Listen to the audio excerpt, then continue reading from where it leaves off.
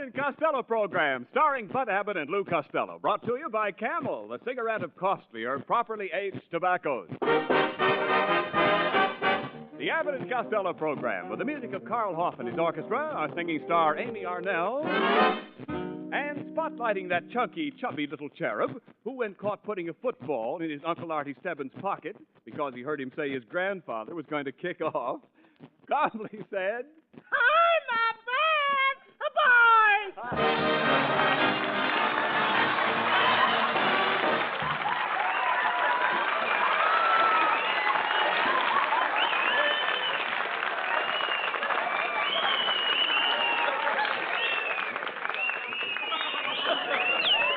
Hey, Costello. What's the idea of coming in here with those overalls and a straw hat? They're my gardening clothes, Abbott. What do you mean? I've been out working in the garden all morning, and I planted 2 acres of mashed potatoes. Now, wait a minute. How can you plant mashed potatoes? I use a hammer. I'll bet you're some gardener. What else did you plant? Well, I planted raw onions, and then a row of radishes. And then I put some peas and another row of radishes. And then I got some lettuce and another row of radishes. Some more beans, another row of radishes. Wait a minute, and some more beans and another row of radishes. Just a minute. Why did you put every other row radishes? I can't help it. Radishes always repeat on me. Well, forget about it. Let's drop the radishes. Come on, please. Let's drop the radishes. Let's get on. Well, it won't do any good. They'll only come right up again. Look, Costello, didn't you plant any tomatoes? Huh? I say, didn't you plant any tomatoes? Yeah, I planted a row of tomatoes, 1 inch apart. Costello, now that's too close together. It'll squeeze the tomato and into a funny shape. So what? What do you mean, so what? Did you ever see a short, fat tomato? Yeah, I danced with one last night at the Palladium. Talk sense, please. You talk sense, Costello. How's the dirt around your place, Lou? I don't know. I haven't heard any lately. No. I'm talking about the soil. What state is your soil in? In the state of California, dope. No. I'm talking about the condition of the ground. How's the dirt? Oh, it's no good. It's full of worms. I'm trying to find out if you have any weeds. Huh? I'm trying to find out if you have any weeds on your Boy, farm. if I got weeds. I spent an hour this morning pulling on a big piece of devil grass. And I pulled, and I pulled, and I pulled. And what happened? Finally, the devil came up and said, "Look, Costello, when I want you, I'll send for you."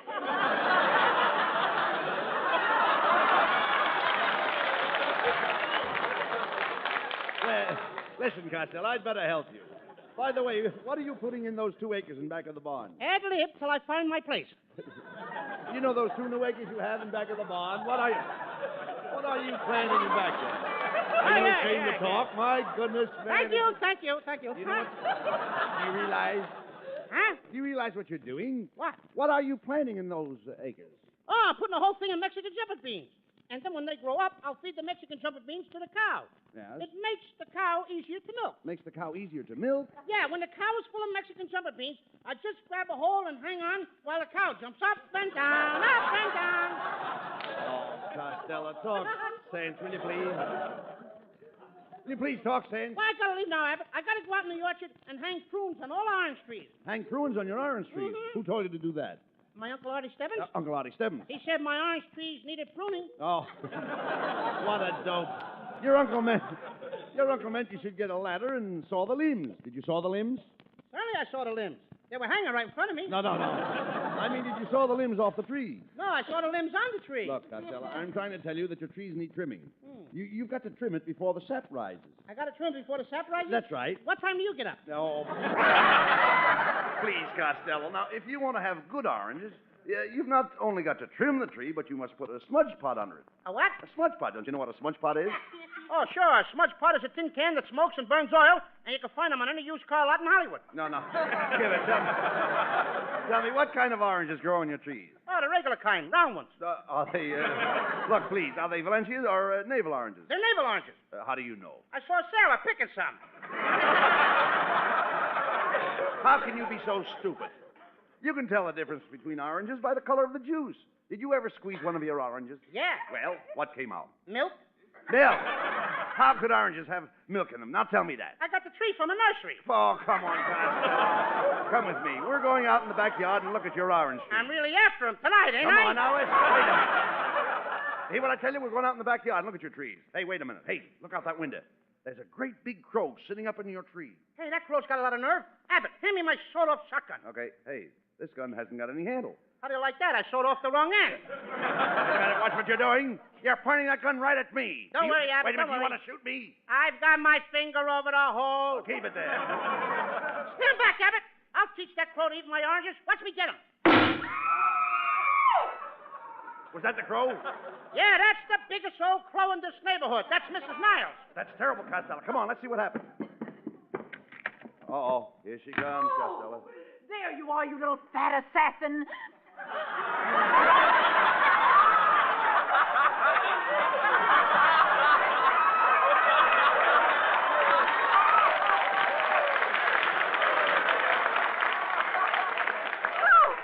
How dare you shoot at me when I was up in that tree putting oranges in my bucket? That'll teach you to keep your bucket out of my tree. I'm tired of people swiping my oranges. Your oranges? Why? It so happens, Costello, that your orange tree hangs over into my yard. And the law says that whatever hangs over my fence belongs to me. Oh, yeah? Yes.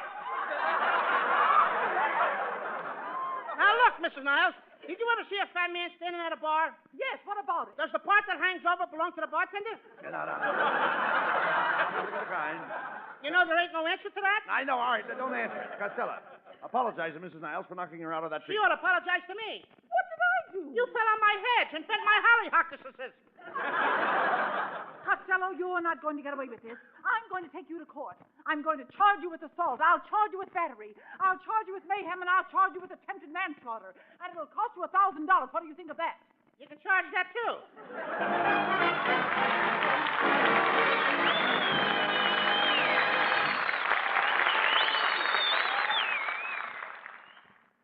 There were throat specialists and doctors who concentrate on the nervous system. There were diagnosticians and cardiologists and ophthalmologists. Doctors in each and every branch of medicine among the 113,000 doctors covered in a recent nationwide survey. It was a survey of cigarette preference. What cigarette do you smoke, doctor? Was the gist of the query made by 3 leading independent research organizations. And the brand most named was Camels. Camels. Rich, full-flavored, cool, and mild. Truly a superb blend of costlier tobaccos. Try Camels, then, on your own T-zone. That's T for taste and T for throat. A most critical laboratory for the testing of any cigarette. You, like so many doctors, may find that Camels suit your T-zone to a T. According to a recent nationwide survey, more doctors smoke Camels than any other cigarette. For Camel fans everywhere, Carl Hoff and the orchestra play Let It Snow, Let It Snow, Let It Snow.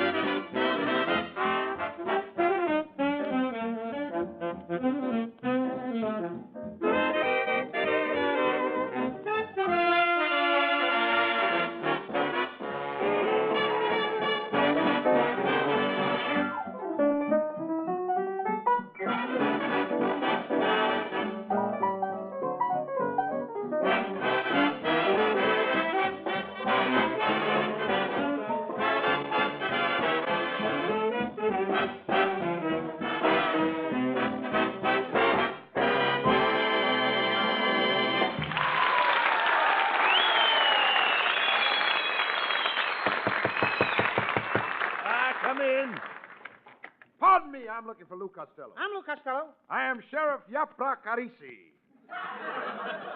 Mr. Costello, I'm here to serve you with a subpoena. Thanks. I don't care for some. Some what? Some peanuts. No, this subpoena is for assault. Oh, some salted peanuts. I still don't want none. Costello, this means that Mrs. Niles is going to press her suit against you. She can't press a suit against me, Abbott. I don't care for the lady. Young man, you can't refuse this subpoena. I'm an officer of the law. Oh, you're an officer of the law. That's right. Then you're a public servant. Yes, I am. Get me a glass of water. Take it easy, Lou. Look, you little peepsqueak.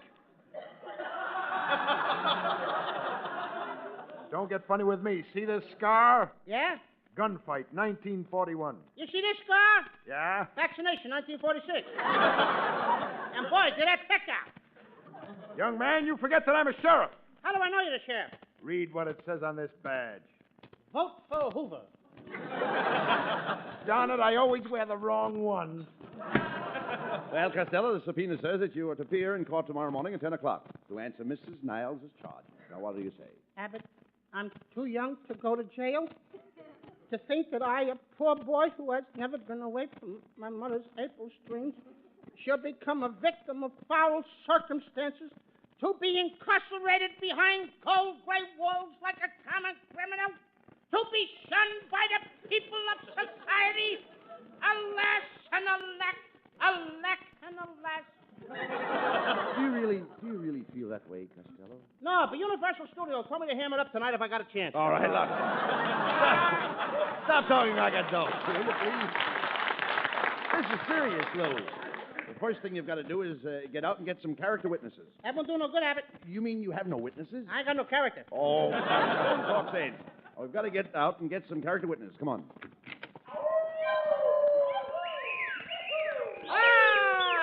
Good old Hollywood and fine. Hey, yeah, but I know where I can get a good witness. Let's stop in and see my old girlfriend, Tessie Tinfoil. Oh! Men, come in!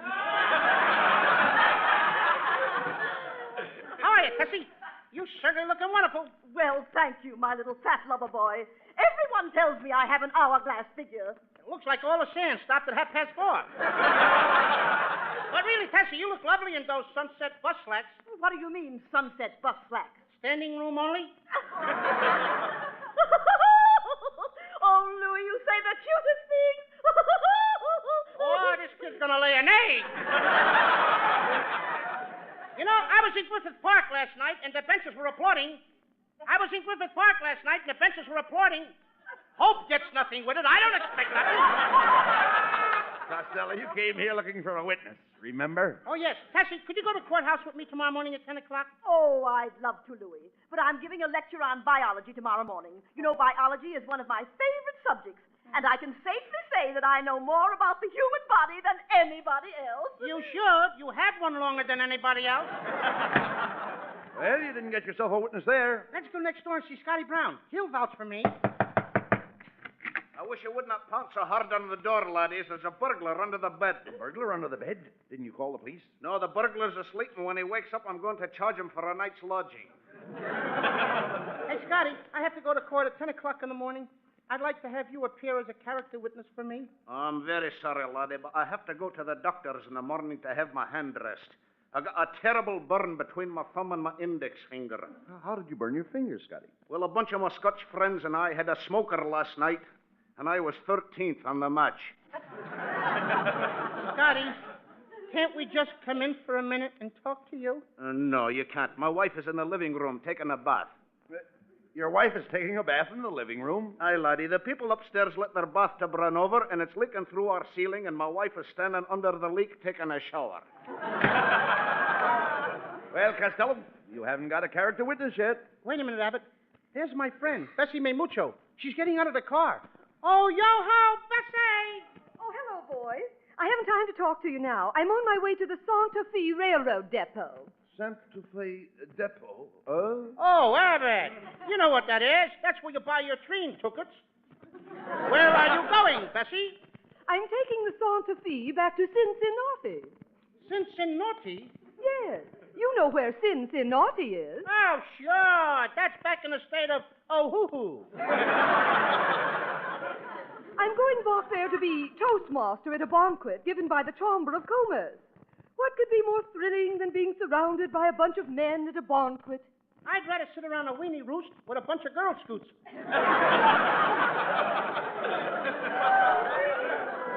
Well, I got to dash along now. The hustle of vista to you. And an oyster and a kisser to you, too. Costello, what are you going to do now? Well, hey, You know what I think, Abbott? What? I'm getting tired of asking my friends to be character witnesses. So? You can always get more out of a stranger. I'm going to ask that new man that just moved in next door. Come on. I'll tell him we're Abbott and Costello, and I'll bet he'll do anything for us. Go ahead. Well? What do you want?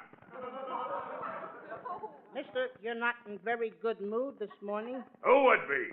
I've been listening to the radio. These lousy, corny comedians and their bum jokes. Tying prunes on an orange tree. Hourglass figure with a sand stuck in one end. What do they think we listeners are, a bunch of morons?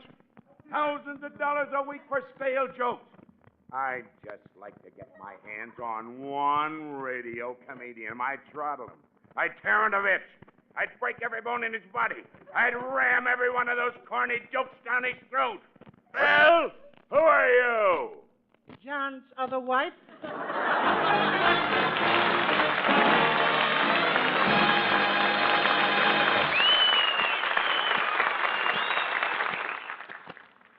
This month of April marks the birthday of a great man of medicine, and this, in a humble and respectful way, is a salute to him.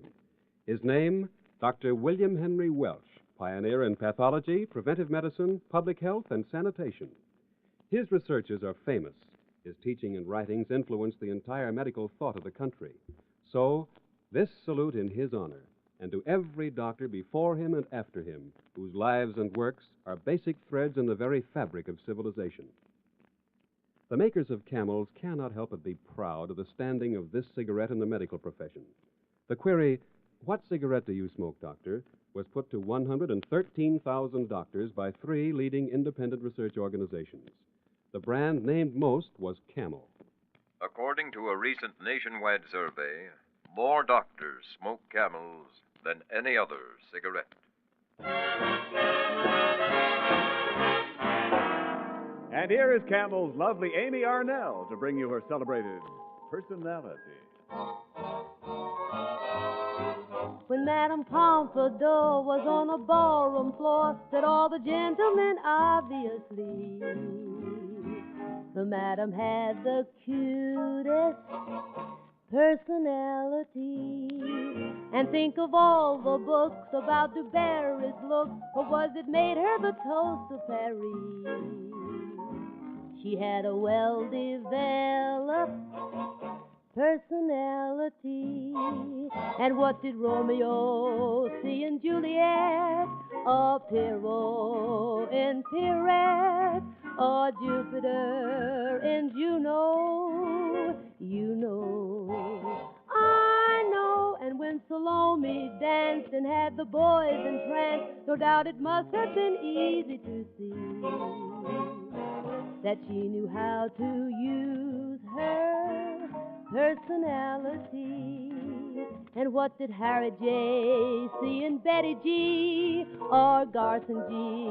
in Gable C, or Bing and Bob in Dot Lamore?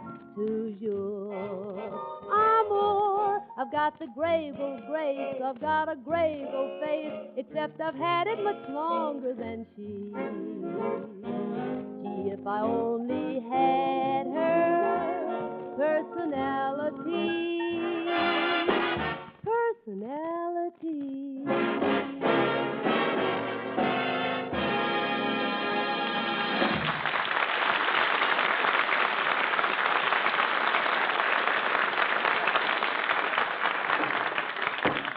Order in the court! Order in the court! Coca-Cola. The Court of Common Pleas is now in session. The case of Mrs. Niles versus Lou Costello. The prisoner will now step to the bar.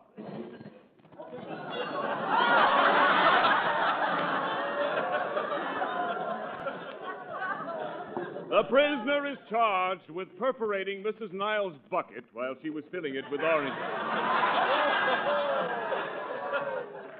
Look, Mrs. Niles, why can't we drop this case? I didn't mean to shoot at you. Honest, I didn't. I wouldn't harm anybody. I was brought up always to be kind to everybody because I am a Boy Scout. You're a Boy Scout?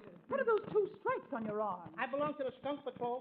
Costello, you're not going to talk me out of pressing my suit. Bailiff, I demand that you swear in this defendant. Very well. The defendant, Lou Costello, raise your right hand and swear on this bar of soap. Swear in a bar of soap. What for? We want you to come clean. Hey, Abbott, they're getting ready to send me to jail. You got to do something. Don't worry, Costello. I've got you the greatest lawyer in town. Yes, and here I am, your old friend Melonhead. Costello, I'm a lawyer of the old school. Looks like the old school needs a new roof. Look. Now, don't you make remarks about my bald head, Costello. After all, I'm a good egg. That's the first egg I ever saw with a pair of ears. Hey, Abbott, I don't want this guy to defend me. Why not? I'd rather have my other uncle, J. Emanuel. He's the greatest and the cleverest lawyer in the country. Oh, yeah? Where did he study law? He went to Vassar for 4 years. You idiot. Vassar happens to be a girls' school. Well, that takes a smart guy to get away with that, don't it? Quiet, Costello. Here comes the judge. Everybody rise. Presenting His Honor, Judge Philpott Storecheese. All right, bailiff, bring in the case.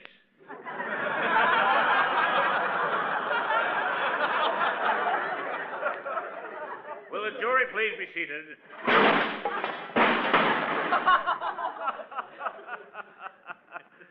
I always forget to put the seats in the jury box. Is the defense ready? Your Honor, I would like to have a few minutes to draw up my briefs. Now, how do you like that? I'm going to go to jail, and this guy has to stop to pull up his shorts. Now, Costello, his briefs for paper. No wonder he rustles when he walks. Order in the court. The defendant will kindly address the bench. Hiya, bench. Costello, let your lawyer do the talking. Your Honor, I am representing this defendant, Mr. Costello. It seems that my client, with malicious intent, took a shot at a poor, defenseless woman while she was picking oranges out of a tree. He knocked her to the ground. He ruined her bucket, and he did her, Your Honor. He did this woman great bodily injury. The defense rests. Wait a minute, Melonhead. Whose side are you on? Costello, kindly sit down in front. But, Judge. I said sit down in front. I don't bend that way. Costello. Do you realize I'm justice? And I'm justice, too. Justice who? Just as good as you are. Wait a minute, Costello. You can't talk that way to the judge.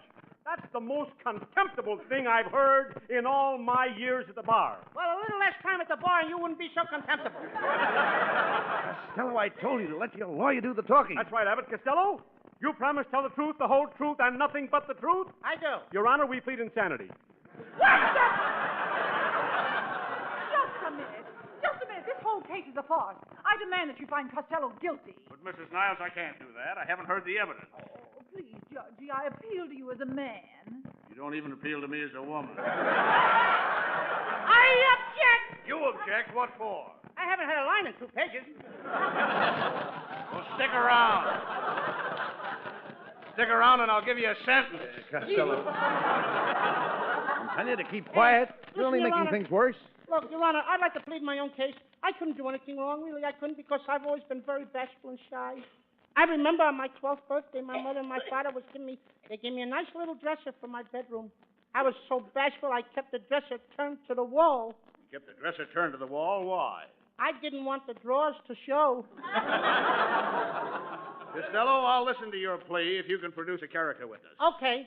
I'd like to present as a character witness a young girlfriend of mine, Miss Fifi LeBlanc. Here I am, Monsieur Costello. Come on over here and kiss your poor old father. I object. This young lady has nothing to present to this court. Are you kidding? Fifi, I knew your big brown eyes would get 'em.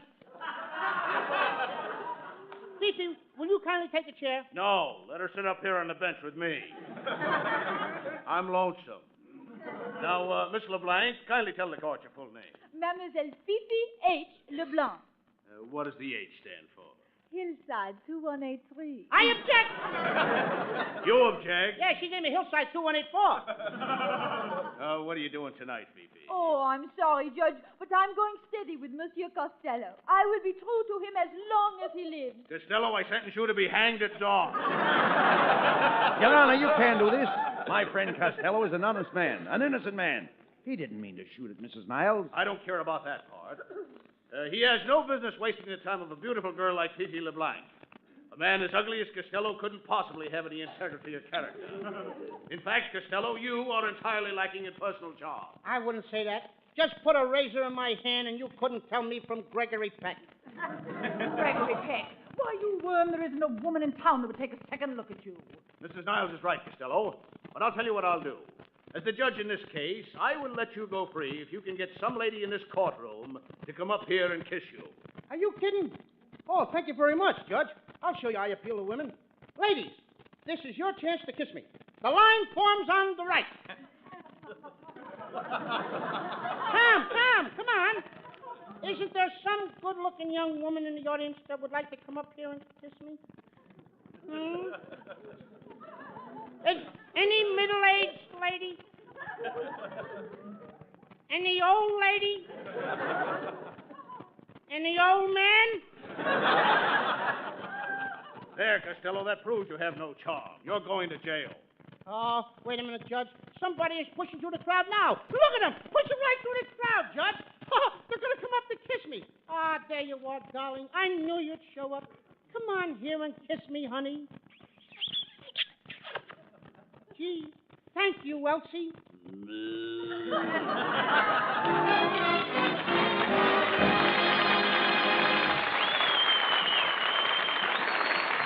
Abbott and Costello will be back for Camel Cigarettes in just a moment.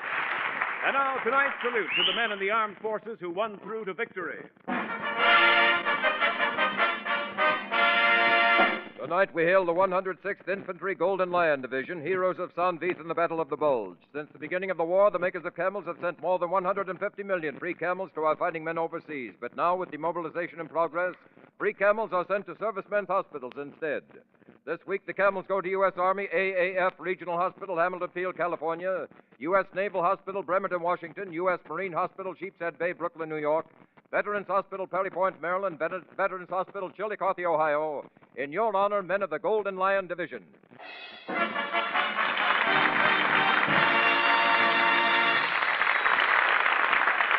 Camel broadcasts go out to the United States twice a week. Our rebroadcast to practically every area in the world where our men are stationed and to our good neighbors in Central and South America. And now here are Bud Abbott and Lou Costello with the final word. Well, Costello, you kept yourself out of jail by kissing a cow, didn't you? I knew I wouldn't go to jail, Abbott. I've never done anything wrong. Nothing at all. In fact, if the audience will just stay for an hour after the show, I'd like to tell you the story of my life. No, not that. Anything but that. Wait a minute. Hey, wait a minute. My life story happens to be very interesting. Oh, yeah? Well, tell me, Fatso, what did your mother and father say the day you were born? Why bring that up? That's what I thought they said. Good night, folks. Good night, everybody. Good night. Good night, everybody in town.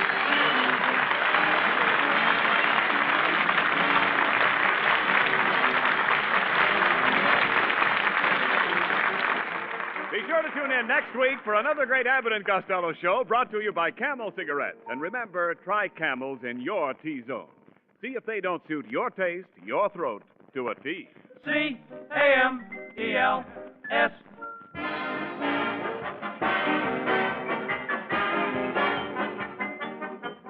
Why smoke a pipe? For pleasure, of course. So why not get the most pipe pleasure? How? With Prince Albert tobacco. Why? Because it's choice tobacco, crimp cut to burn slow, cool. Because it's specially treated to take out tongue bite. Does that make a difference? You bet. Why, more pipes smoke Prince Albert than any other tobacco on earth. Try PA today. Saturday night, be sure to listen to Prince Albert's Grand Ole Opry. You'll hear Red Foley, Grand Ole Opry's sensational new singer. He's got a voice that's romantic as moonlight on the mountains, warm as southern hospitality. And the way Red Foley sings our great American folk songs makes mighty fine listening. Remember Grand Ole Opry Saturday night on NBC with the Duke of Paducah, Minnie Pearl, and Red Foley. Be sure to listen at this very same time next week for the Abbott and Costello Show for Camel Cigarettes. Thursday night is All-Star Night on NBC. Stay tuned in for Rudy Valley over most of these stations. This is Ken Niles in Hollywood wishing you all a pleasant good night for Camel. This is NBC, the National Broadcasting Company.